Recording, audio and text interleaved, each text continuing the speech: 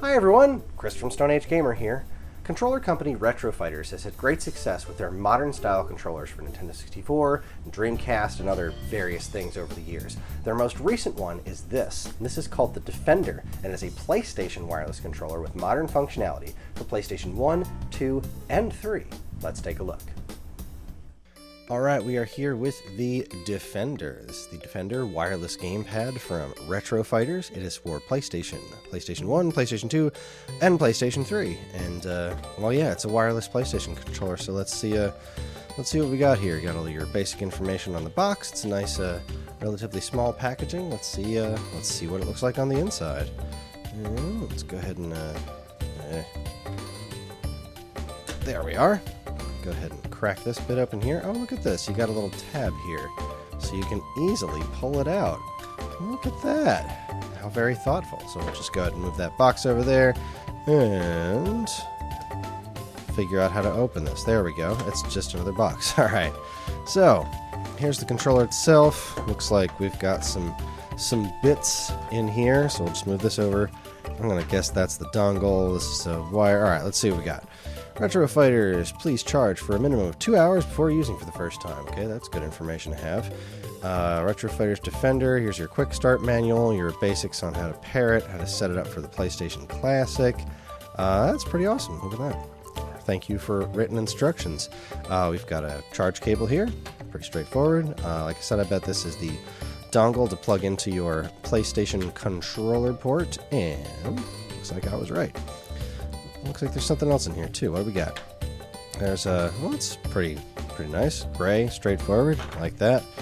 Not a lot of bells and whistles. What is this? Probably the USB dongle, right? Come on out. There you go. And yep, USB. There it is. Sorry, I just didn't pull on that quite hard enough. There you go. It says RetroFighters on it. Got a cute little light. I like this little lid here. It's a nice looking rectangle. Well done. All right, let's get to the actual controller. Let's get to why we're here. Here is the Defender. Okay, so right off the bat, this is obviously got a lot more going on than a standard PlayStation controller. Let's grab one here for comparison as far as size. This is a standard PlayStation 1 controller, and it's a little bit taller overall vertically, but the actual thickness seems to be spot on. Your shoulder buttons have way more of a blade going on here. That's actually it feels really nice. It's got a really nice resistance to it. It's very smooth feeling. The buttons have good clickiness to them. They feel pretty similar to the PlayStation 1. This is actually a lot softer. This has got more of a click to it, which is pretty nice. The actual buttons themselves, the original PlayStation ones, are these kind of sort of flat, a little bit of rounded edges. These are much more round. Got more of a click to them, it seems. But the resistance seems to be pretty similar. So you look, the buttons themselves, they seem to stick out just a tiny bit more than the original PlayStation ones do. We'll have to mess around with that to see how much give it actually takes to get the buttons to respond. But they are definitely deeper buttons. They look like they're a little bit closer together than the original PlayStation ones. But this kind of look they have of being clear with the symbols inside of them. I don't know how well that's being picked up on here, but it's a pretty cool look to it. You got a home button, your start and select, clear and turbos for setting up your various functionalities, and then another big difference here is the D-pad. I mean, PlayStation D-pads have always been this kind of segmented situation here, which I've never been super fond of personally. I mean, I've certainly gotten used to it. I mean, I played a ton of Street Fighter on the PlayStation systems, but this is a much more traditional D-pad. This feels really nice. It's got a real nice kind of sort of click to it. Feels very good on the thumbs. Gonna have to try this out with some Street Fighter later. And the analog sticks themselves, got a decent amount of resistance in them here. They are very smooth for spinning around like that. This is at first glance, just the build is very, very nice. It feels solid. It does not feel cheap. If you've ever messed with a RetroFighters controller before, you know that when it comes to build quality, they don't mess around. So As far as color matching goes, it seems pretty spot on. Obviously, this is a bit older than this one, so this one's a little bit faded or grayed or whatever, but really it's a pretty spot on match to the original controller. So let's see, we've also got a blue one to look at, because this, like other RetroFighters controllers, comes in multiple colors. So let's go ahead and crack this one open and see what the blue looks like and compare this to a DualShock controller. I think I just ripped the box a little bit. Oh, rats. That's what I get for being impatient. Alright, so let's move this aside, and we're not going to mess with the dongle or anything in this one. We're just going to get right to the controller, and oh my goodness. Looks like I am going to mess with the dongle and everything because it's falling out of the box. Alright, you go over there. We'll deal with you later. And here is the blue version of this controller, which is quite lovely. Look at that. That is a very cool looking thing. I happen to have a blue original manufacturer DualShock over here. So this is a DualShock 2 for PlayStation 2. So let's do a little bit of a color comparison here. It does look like the color is spot on. Of course, the original PlayStation one is completely smooth. This has this bit of a texture to it, which makes it look a little bit different, but the actual color itself does look like it's just about spot on. Again, the size difference seems to be the same with the original one there. Really the only difference here, let's see, I don't see a button on this to turn on and off analog functionality.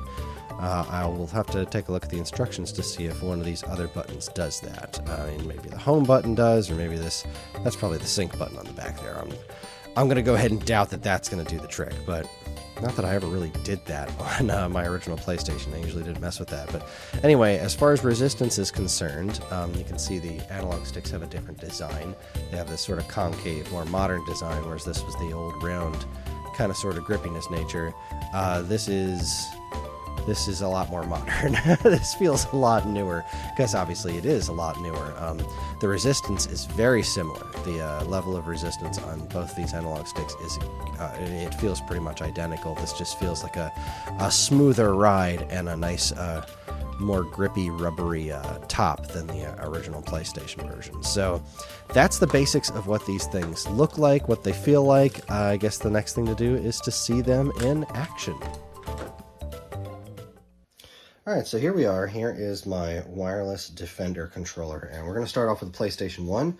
You can see my PS1 down there in the corner there. It's just got the dongle plugged in. I didn't have to synchronize anything. This just kind of happened. Just kind of worked right away. So let's see. Let's go ahead and go into a menu here. Arcade mode.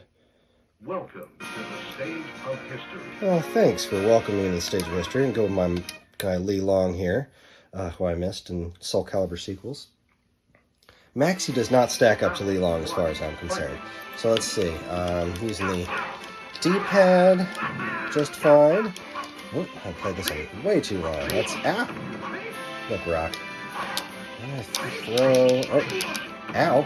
Okay. Well, besides the fact that I'm getting my butt whooped, it does seem to be working just fine. There's no lag as far as I can tell. Everything seems to work just fine. I've switched back and forth between the analog stick and the regular D-pad, so I'm just going to do this on the analog stick now.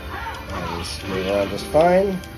Certainly getting swatted by an axe just fine.